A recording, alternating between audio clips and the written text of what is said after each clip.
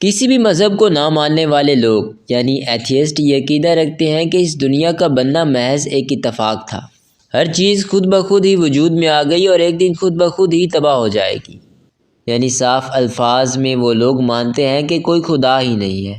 ان کے ذہن میں اٹھنے والے سوالات ان کو خدا کے وجود سے انکار کرنے کا کہتے ہیں۔ یہ گمراہ لوگ مذاہب پر چلنے والے لوگوں سے ایسے سوالات کرتے ہیں جن سے انسانی عقل دنگ رہ جاتی ہے۔ ان کے سوالات کسی بھی مذہب پرست کو من و عن گمراہ کر سکتے ہیں۔ چلیے آج ان کے اٹھائے جانے والے سوالات پر بحث کرتے ہیں اور اپنے ایمانوں میں اضافہ کرتے ہیں۔ پہلا سوال جو یہ دہریے یا ایتھیسٹ کرتے ہیں وہ یہ ہے کہ دنیا کے وجود میں آنے سے پہلے اللہ کیا کر رہا تھا؟ اب غور کیا جائے تو واضح ہوگا کہ اس سوال کو سننے کے بعد کوئی بھی مذہب پرست انسان اس کو عقلی جواب کے ذریعے حل کرنے کی کوشش کرے گا اور اس طرح اس کا خدا پر ایمان کمزور تر ہوتا چلا جائے گا۔ لیکن اس کا جواب بہت ہی آسان ہے۔ ٹائم کو عدم سے وجود میں لانے والی ذات اللہ کی ہی ہے۔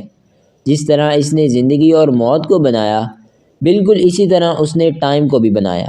یعنی اللہ خالق ہے اور ٹائم اس کی مخلوق ہے، لہٰذا مخلوق ہمیشہ خالق کی تابع ہوتی ہے اور خالق کبھی بھی مخلوق کا غلام نہیں ہوتا۔ یعنی صاف لفظوں میں اللہ تعالیٰ کبھی بھی وقت کی قید میں نہیں آ سکتے۔ ٹائم کو مزید سمجھنے سے پہلے ہمیں اس کی نیچر کو سمجھنا ہوگا۔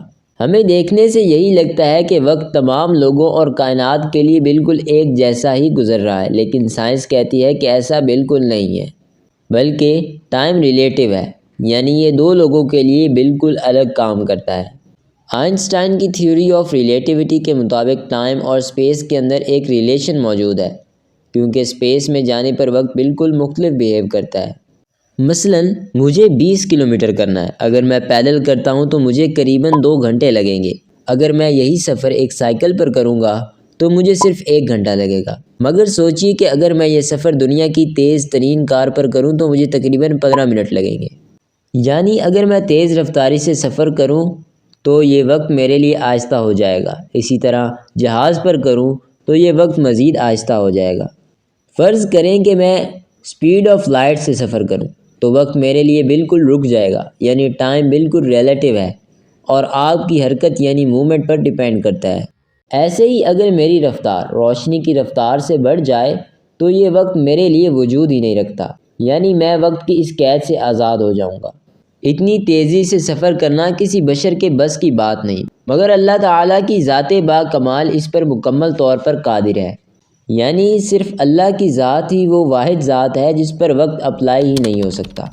اللہ تعالیٰ قرآن مجید میں فرماتا ہے ان اللہ سریع العقاب۔ اس آیت مقدسہ میں استعمال ہونے والا لفظ سریع جس کا مطلب ہے جلد، اگر ہم اس کو آج کے دور کے جدید ٹرانسلیشن کریں، اس کا مطلب ہے کہ روشنی کی رفتار سے بھی تیز۔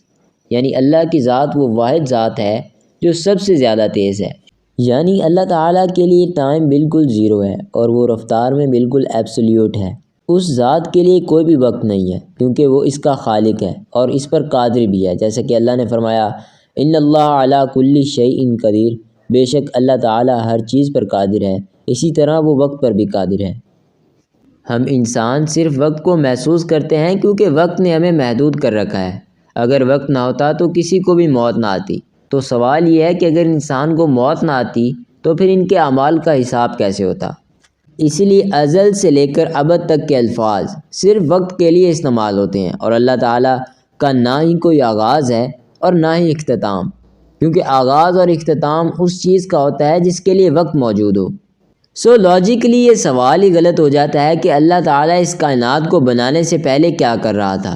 اگر ہم ویڈیو کلپ پر غور کریں تو دراصل یہ ان تصویروں کو ایک ترتیب دینا ہوتا ہے۔ آسان لفظوں میں اس یونیورس کی ابتدا سے ہی ٹائم وجود میں آیا، یعنی کائنات کے بننے سے پہلے اس ٹائم کا کوئی وجود ہی نہیں تھا۔ اس دنیا میں جو بھی وقت گزر رہا ہے وہ پاس بن رہا ہے مگر ختم نہیں ہو رہا، اسی طرح جو آنے والا وقت ہے وہ فیوچر ہے اور وہ موجود ہے۔ یہ بات ایک مثال کی طرح سمجھے کہ ہم ایک روڈ پر چل رہے ہیں، ہمارے پیچھے پاسٹ اور آگے فیوچر ہے، مگر ہم صرف آگے ہی چل سکتے ہیں، پیچھے نہیں چل سکتے۔